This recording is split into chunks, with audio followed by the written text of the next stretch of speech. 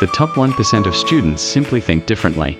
While average students wait for motivation, top students rely on discipline. They study even when they don't feel like it. They understand that small, consistent effort every day is more powerful than last-minute reading. The 1% student also takes responsibility. Instead of blaming lecturers, stress, or bad schedules, they ask, "What can I do better?" They study to understand, not just to pass exams.